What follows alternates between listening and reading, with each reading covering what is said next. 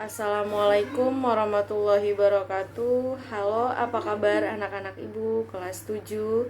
Semoga hari ini dan seterusnya kalian masih dalam keadaan sehat dan tentunya masih tetap semangat di semester genap ini, dimana di semester genap ini adalah penentu kalian layak atau tidak untuk naik. Nah, maka dari itu yang ibu harapkan kalian masih terus jaga semangatnya, keaktifannya di mata pelajaran apapun. Nah, untuk pertemuan hari ini Ibu akan membahas tentang keberagaman. Disimak ya video materi berikut ini. Nah, baik, kali ini kita akan memulai materinya, yaitu tentang keberagaman Indonesia dalam bingkai Bhinneka Tunggal Ika. Keberagaman Indonesia itu banyak sekali ragamnya. Nah, di sini yang akan kita bahas yaitu mengenai suku bangsa, agama, ras, dan budaya. Yang seperti kalian tahu, suku bangsa Indonesia ini ada banyak sekali ya, bahkan ribuan atau puluhan. Nah, kemudian agama seperti itu juga.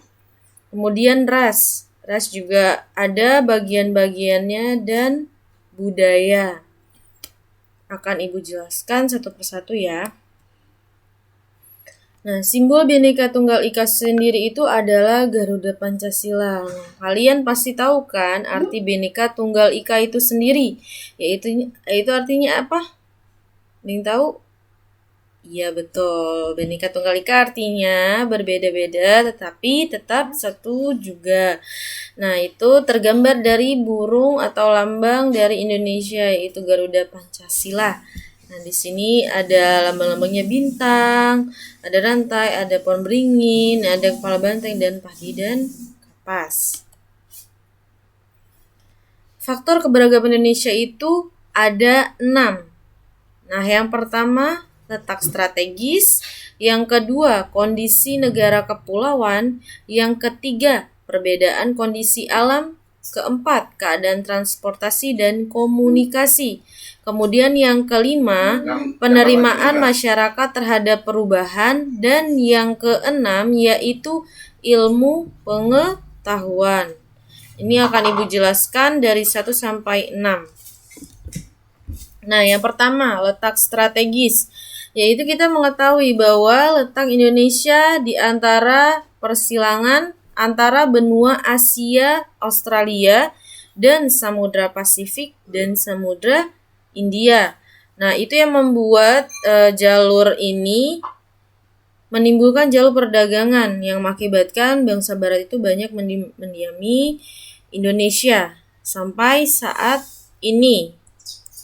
Kemudian negara kepulauan. Nah, kalian tahu kan, pasti sering sekali mendengar bahwa Indonesia itu dijuluki dengan negara kepulauan karena Indonesia itu dikelilingi beberapa pulau di atasnya. Ada Pulau Seribu, Kepulauan Riau, dan lain-lain.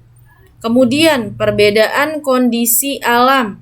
Nah, kalian ada yang tinggal di dataran tinggi atau gunung, ada dataran rendah, ya, ada juga di pantai ataupun dimana dari Sabang sampai Merauke itu banyak sekali bentang alamnya ya, ada di lembah, ada yang di pelosok, ada yang di kota, seperti itu yang menyebabkan keberagaman terjadi.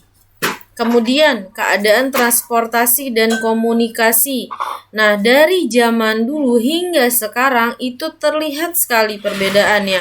Kalau zaman dulu itu mungkin ada sepeda ontel ya. Nah, kalau sekarang kalian pasti sudah rata-rata memakai mobil atau motor untuk akses kemanapun. Begitupun komunikasi, mungkin dulu ada yang pakai kaleng atau koran. Nah, sekarang banyak sekali menemui, kalian tentunya pasti mempunyai televisi dan hand.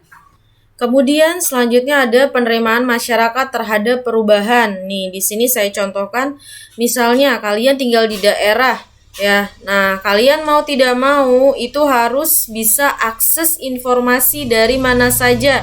Misalnya kalian sekolah sudah wajib pakai laptop. Nah, mau tidak mau kalian harus punya. Nah, berikutnya di sini ada gambar sedang kerja bakti ya, atau sedang membantu warganya dalam pembangunan. Misalnya daerah kalian harus dibangun jembatan untuk akses dari desa ke desa. Itu untuk mengetahui info apa saja nih yang kita akan dapatkan dari luar, seperti itu. Kemudian di sini gambar selanjutnya, misalnya kalian sudah panen nih, orang-orang di daerah kalian sudah panen, mau tidak mau hasil panennya itu didistribusikan ke kota. Nah, jadi ada timbal baliknya antara kota dan daerah.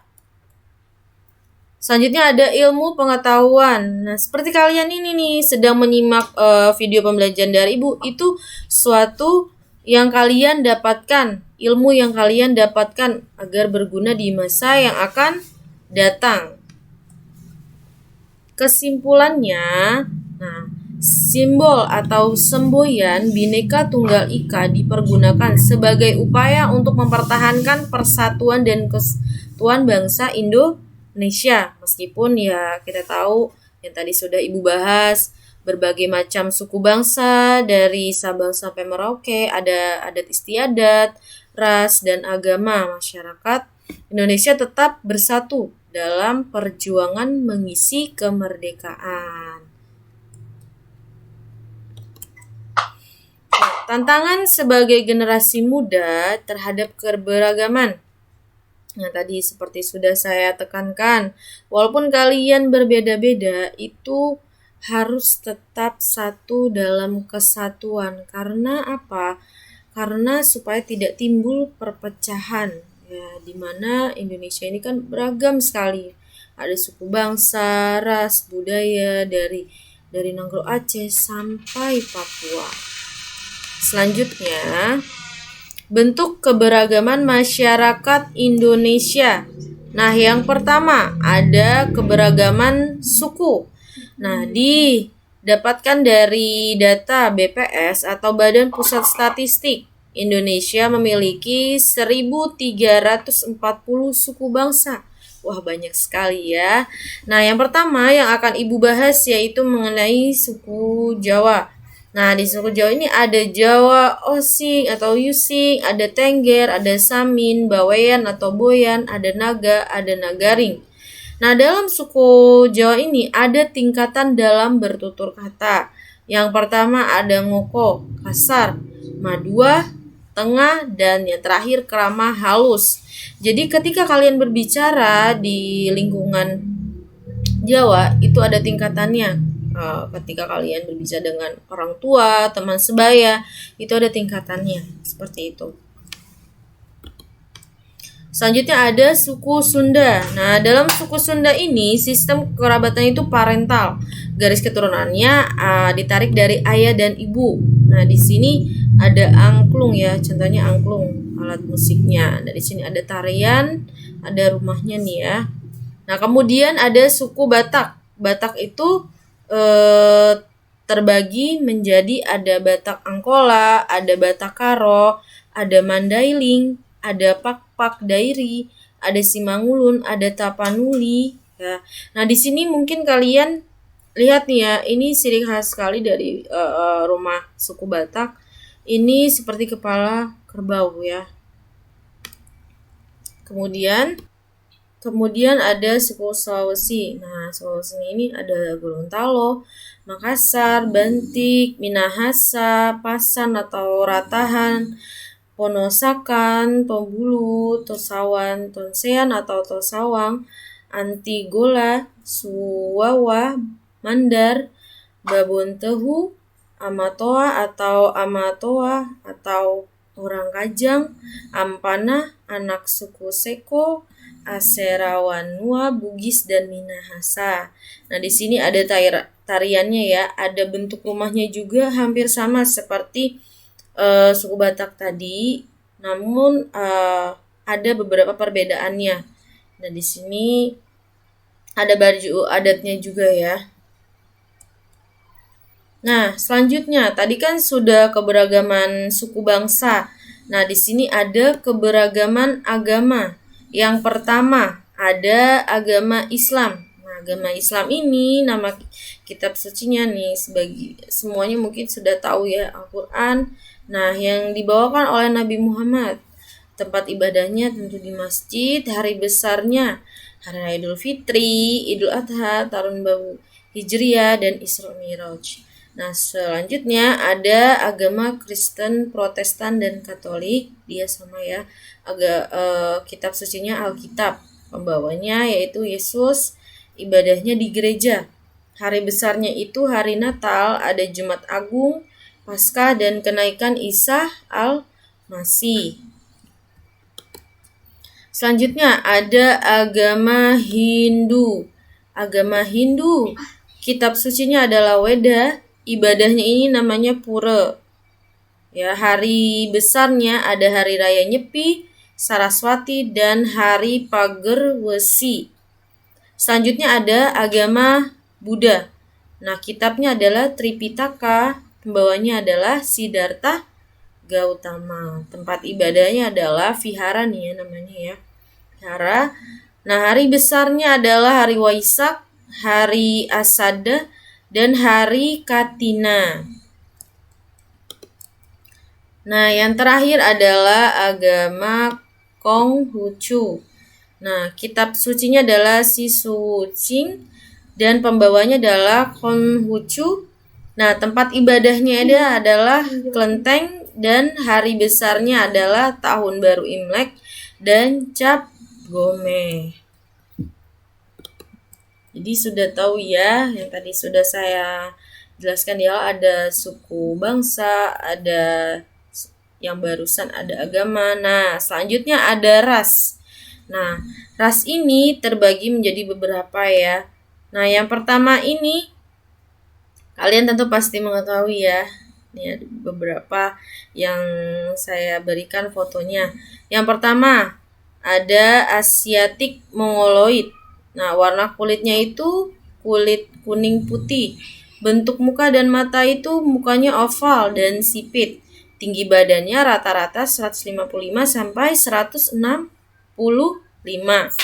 Dan yang kedua ada Malayan Mongoloid. Nah, warna kulitnya ini sawo matang. Bentuk muka dan mukanya bulat, matanya besar, dan tinggi badannya 150 sampai 165. Kemudian yang ketiga ada American Mongoloid. Warna kulitnya putih kemerahan. Bentuk muka dan mukanya lonjong, matanya sipit, dan kemudian tinggi badannya 150 sampai 170. Ini masih dalam ras Mongoloid. Jadi Mongoloid itu dibagi tiga macam ya, ada Asiatik, Malayan, dan American. Nah, selanjutnya yaitu ada ras Negroid. Nah, di sini mungkin kalian sering melihatnya. Nah, di sini saya berikan ciri-cirinya. Kalau Negroid itu sebagian besar penghuninya benua Afrika dengan ciri-ciri kulit hitam, rambut keriting, bibirnya tebal, kelopak mata lurus, serta turunannya banyak mendiami Amerika Utara, Selatan, Eropa, dan Timur Tengah. Kemudian ada ras Kaukasoid. Nah, berasal dari pegunungan Kaukasus di Eropa. Dengan ciri-ciri antara lain memiliki hidung mancung, kulit putih, rambut pirang, kelopak matanya lurus, serta banyak mendiami bagian Eropa, Afrika Utara, Timur Tengah, Pakistan, dan India Utara. Nah, selanjutnya di sini ada ras Australoid. Nah, kalau ras Australoid ini dia adalah ras merupakan penduduk asli negara Australia atau dikenal dengan bangsa aborigin. Jadi berbeda dengan ras yang Negroid tadi ya. Sudah terlihat jelas dari contoh yang Ibu gambarkan di sini.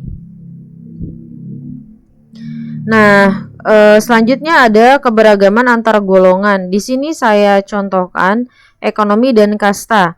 Kalau ekonomi di sini sudah terlihat jelas. Kalau bagian atas ini adalah orang kaya.